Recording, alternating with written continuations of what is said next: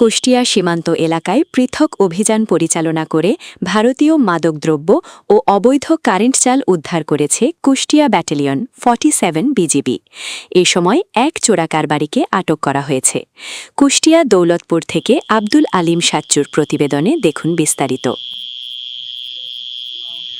BGB সূত্রে জানা যায়, সীমান্ত এলাকায় মাদক ও চোরাচালান প্রতিরোধে চলমান বিশেষ অভিযানের অংশ হিসেবে 10 মে রাতে কুষ্টিয়া ব্যাটালিয়নের অধীন জামালপুর বিওপির টহল দল প্রাগপুর কামারপাড়া গোরস্থান এলাকায় অভিযান চালায়।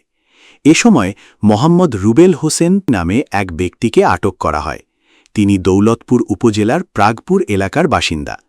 তার কাছ থেকে ভারতীয় 10 বোতল মদ ও 5 বোতল triprolidine hydrochloride and codeine phosphate syrup উদ্ধার করা হয়। উদ্ধারকৃত মাদকের আনুমানিক মূল্য 17,000 টাকা। এদিকে একই দিন রাতে পশ্চিম ধর্মদাহ বিওপির সদস্যরা পশ্চিম ধর্মদাহ মাঠ এলাকায় অভিযান চালিয়ে মালিকবিহীন অবস্থায় ভারতীয় 7 বোতল triprolidine hydrochloride and codeine phosphate syrup এবং 1900 পিস ডেক্সামেথাসেন ট্যাবলেট উদ্ধার করেন, যার আনুমানিক সিজার মূল্য 5,72,800 টাকা।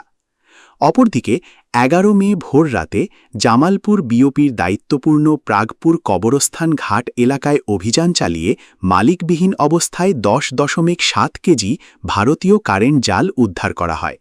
উদ্ধারকৃত জালের আনুমানিক মূল্য 53,500 টাকা।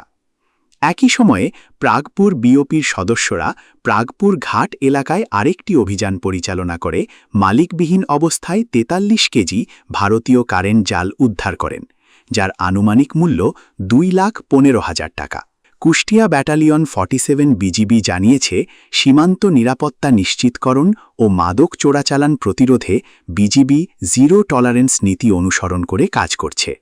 ভবিষ্যতেও একই পেশাদারিত্ব ও সতর্কতার সঙ্গে দেশের সার্বভৌমত্ব ও জননিরাপত্তা রক্ষায় দায়িত্ব পালন করবে বাহিনীটি।